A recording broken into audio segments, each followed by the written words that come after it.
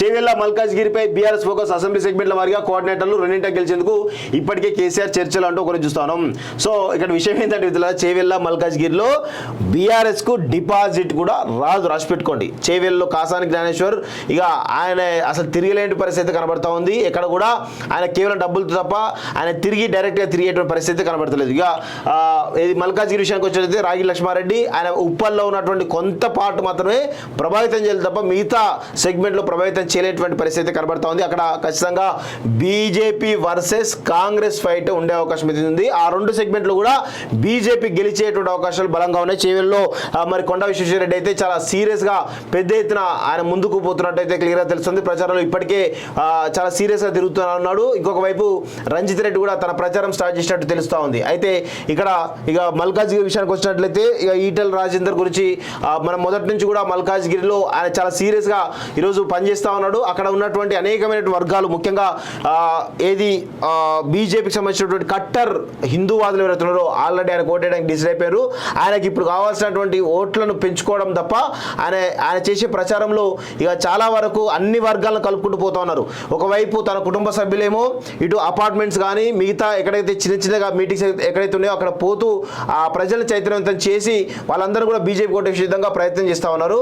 ఇంకొక వైపు ఈటెల రాజేందర్ కూడా ఇక్కడ పెద్ద ఎత్తున అన్ని చోట్ల కూడా బహిరంగ సభలు పెట్టి ఆ ప్రజలను కలుసుకునేటువంటి ప్రయత్నం అయితే చాలా సీరియస్గా చేస్తున్నట్టు తెలుస్తుంది. 36 లక్షల ఓటర్లను ఈరోజు ప్రసారం చేసుకోవాలంటే చాలా సీరియస్ ప్రచారం అయితే ఈ రాష్ట్రంలో ఆయన చేస్తున్న ప్రచారం ఎవరు కూడా చేయట్లేదు స్పష్టంగా కనబడతా ఉంది. ఇంకొక వైపు సునీత మహేందర్ రెడ్డికి సంబంధించినటువంటి వాళ్ళ భర్త మహేందర్ రెడ్డి ఎవరైతే ఉన్నారో ఆయనే ఇక బ్యాక్ అండ్ పాలిటిక్స్ లో భాగంగా అందరు ఎవరైతే కీ లీడర్స్ ఎవరైతున్నారో వాళ్ళందరినీ కూడా చేర్చుకొని కొంత కాంగ్రెస్ కూడా బలపడింది అనేటువంటి ఒక వాదాన్ని తీసుకుపోయే ప్రయత్నం చేస్తూ ఉన్నాడు. కానీ స్పష్టంగా గ్రౌండ్లో ఎందుకంటే ఇది హైదరాబాద్ ప్రాంతంలో ఆనుకొని ఉంది కాబట్టి మల్కాజ్గిరిలో నార్త్ ఇండియన్ ఓటర్స్ కానీ మరాఠీకి సంబంధించిన ఓటర్స్ కానీ లేకపోతే ఇక్కడ ఉన్నటువంటి రాజస్థానీ ఓటర్స్ కానీ లేదంటే బ్రాహ్మణ్ ఓటర్స్ కానీ చాలా పెద్ద ఎత్తున ఉంటారు వాస్తవంగా. సో ఆ ఓట్లన్నీ కూడా వన్ సైడ్ పడబోతున్నాయి కాబట్టి అక్కడ ముఖ్యంగా మోడీ మనీ అనేది స్పష్టంగా కనబడతా ఉంది. సో ఖచ్చితంగా ఈజీగా గెలిచేటువంటి అవకాశం కూడా మరి కనబడుతున్నట్టయితే క్లియర్ గా తెలుస్తుంది. బీజేపీ వాళ్ళు కాకుండా వేరే పార్టీ వాళ్ళతో కూడా నేను మావాడు అక్కడ ఆల్రెడీ తిరుగుతా ఉన్నాడు. నగేష్ ఒకసారి అక్కడ ఏం జరుగుతుంది ఒకసారి మల్కాజ్గిరిలో చెప్పు ఒకసారి. అక్కడ పూర్తి స్థాయిలో మేము తిరిగే ప్రయత్నం చేస్తున్న క్రమంలో మాకు బీఆర్ఎస్ వాళ్ళు కూడా చాలా మంది కలిసారు. అంటే ఓపెన్ గా బయట చెప్పలేకపోయినా మా ఓటు అయితే ఖచ్చితంగా ఈటెల రాజేందర్కి వేస్తాం. ఆయన అక్రమ కేసులలో ఆ రోజు మా పార్టీలో ఉండి మా పార్టీ బలోపేతానికి ఆయన పనిచేసిండు. అట్లాంటి వ్యక్తి పైన అక్రమ కేసులు పెట్టి ఆయన పార్టీ నుండి వెళ్ళిపోయేటట్టు చేసిర్రు. ఈయనకు రాజేందర్ అన్నకు మా నుండి ఏదన్నా అంటే మంచి జరుగుతుంది అని చెప్పేసి అంటే అది మా ఓటు మాత్రమే. ఖచ్చితంగా రాజన్నకు మా ఓటు వేస్తామని చెప్పేసి అంటే వాళ్ళు రిలీజ్ అవుతున్నారా అంటే మేము బీఆర్ఎస్ పార్టీలో ఉండి వీళ్ళ పేర్లు చెప్పిన నా టైంలో ఎవరిది మల్లారెడ్డి పేరు కానీ వీళ్ళందరూ ఎమ్మెల్యేలు కదా ఆయన ఎట్లా గెలుస్తాడని చెప్పేసి అడిగిన క్రమంలో ఈ మల్లారెడ్డి వీళ్ళందరూ ఎట్లా గెలిచిర్రు మనం చెప్పాల్సిన అవసరం లేదు. మా పార్టీ నుండి మేము చెప్పుకుంటే మాకు సిగ్గుపోతుంది, మేము చెప్పాము. కానీ ఖచ్చితంగా ఓటు అయితే రాజేందర్ అన్నకి వేస్తామన్నా. ఆయన చేసిన మంచి తెలుసు. రాష్ట్రంలో గతంలో ఆయన ఆరోగ్య శాఖ మంత్రిగా ఉన్నప్పుడు ఆయన ఏం చేసిన అనేది ఖచ్చితంగా అందరు జనాలు చూసిర్రు, మేము కూడా చూసినాం. ఈ సందర్భంలో ఆయనకు మేము అసలు నిలవడకపోతే ఆయనతో నిలవడకపోతే మేము అసలు వృధా అని చెప్పారు. అంటే రిలీజ్ అయ్యారు ఒక రకంగా చూసి. అంటే నువ్వు ఏ సెగ్మెంట్ తిరిగినావు జనరల్ గా? నేను పూర్తిగా బాచుపల్లి ఏరియా నుండి ఈ ఏరియాలో మొత్తం తిరిగినా. అటు మల్కాజిగిరి నుండి బాచుపల్లి దాకా వెళ్ళినా. మల్కాజిగిరి బాచుపల్లి అంటే కాంగ్రెస్ పార్టీ పరిస్థితి ఎలా ఉంది? కాంగ్రెస్ పార్టీ కూడా కొంత బలంగా కనబడుతుంది తెలుస్తుంది కదా. ఓన్లీ కాంగ్రెస్ అనేది రాష్ట్రంలో ఉందని చెప్పేసి ఉనికింది తప్పించి అభ్యర్థి పైన ఎవరికి అవగాహన లేదు. సునీత మహేందర్ రెడ్డి ఓకే. నేను పోయి కొంతమంది ముసలోళ్ళు ఉన్న కాడ కూడా పోయి అంటే డైరెక్ట్ వెళ్ళిపోయినాం జనాలకు. ముసలోళ్ళ దగ్గరికి పోతే కూడా అయితే పువ్వు గుర్తు అని చెప్తారు. అది మోడీ అంటే వాళ్ళకు ఎన్నికలు ఏ సందర్భంలో జరుగుతున్నాయి అనేది వాళ్ళకి క్లారిటీ లేదు, కాంగ్రెస్ తో సంబంధం లేదు. అయితే పువ్వు గుర్తు అని చెప్తారు, లేదంటే రాజేందర్ అన్న పేరు చెప్తారు అంతే. అక్కడ మొత్తం పూర్తిగా ఇదే ఉంది. అంటే మోడీ మానియా అండ్ హవా నడుస్తున్నట్టు. కొంతమంది ఆడ ఎమ్మెల్యేగా ఓడిపోయింది కదా ఈడెట్లా గెలుస్తాడని చెప్పేసి అడిగినప్పుడు ఆడ ఓడిపోవడం మాకు అదృష్టమైందని చెప్పేసి అంటారు. మల్కాజిగిరికి అదృష్టం. గతంలో ఎంపీగా రేవంత్ రెడ్డిని ఎట్లయితే గెలిపించినామో అదే విధంగా మా మల్కాజిగిరి నుండి గెలిచిన ఆయన ఎంపీ సీఎం ఎట్లయినా నెక్స్ట్ టైం మేము సీఎం చేసుకుంటామని చెప్పేసి అంటారు మల్కాజిగిరి.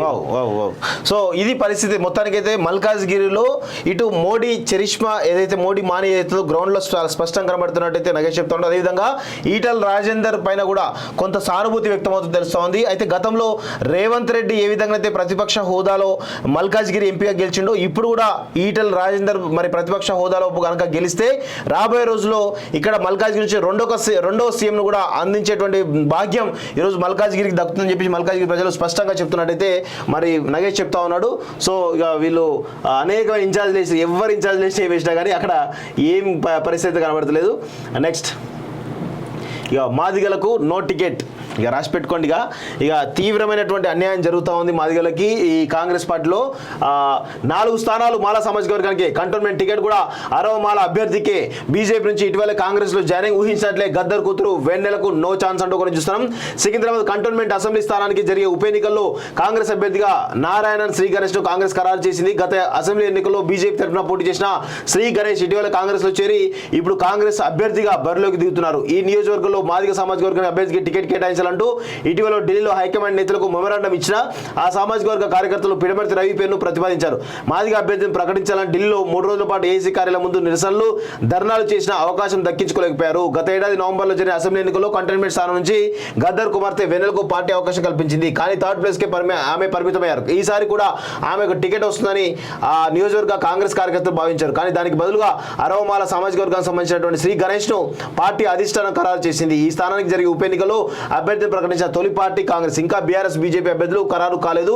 గత ఎన్నికల్లో బీఆర్ఎస్ తరఫున గెలుపొందిన లాసెన్ అనిత కారు ప్రమాదంలో మృతి చెందడంతో ఈ స్థానానికి ఉప ఎన్నిక అనివార్యం అయిపోయింది.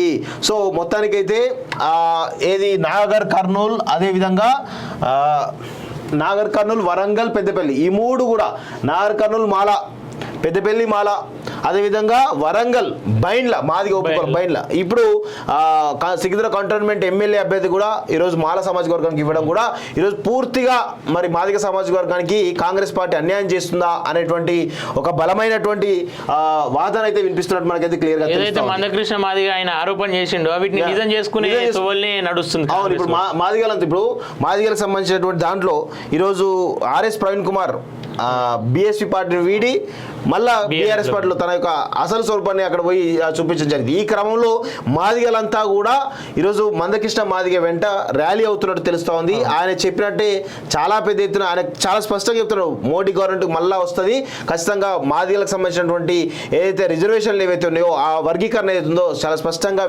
విడగొట్టే అవకాశం అయితే కనబడతా ఉంది. కాబట్టి మనకు న్యాయం జరిగే అవకాశం ఉంది. కాబట్టి ఖచ్చితంగా ఈరోజు ఖచ్చితంగా మనం బీజేపీ కోటని చెప్పేసి చాలా ఓపెన్ చెప్తా ఉన్నాడు. ఆయన ఎక్కడ కూడా ఈరోజు తెర వెనుక రాజకీయాలు చేయట్లేదు, చాలా తెర ముందుకు వచ్చే ఆయన చెప్తా ఉన్నాడు. కాబట్టి మరి మాదిగలంతా కూడా ర్యాలీ అయ్యే అవకాశం అయితే బలంగా కనబడుతున్నట్టయితే తెలుస్తూ ఉంది.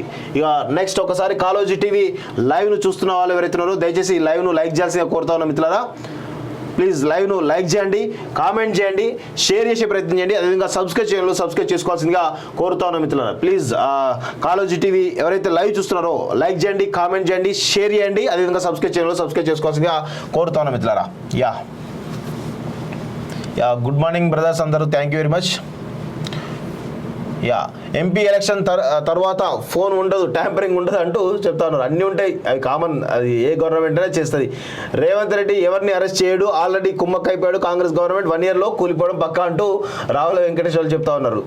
బక్కా జడ్సన్ కాబోయే ఎమ్మెల్యే ఖమ్మం, వరంగల్, నల్గొండ ఎలక్షన్స్లో పార్టీలకు అధికంగా ఆయనకు ఓటైపోతున్న నిరుద్యోగులు అంటూ ఒకరిని చూస్తా ఉన్నాం.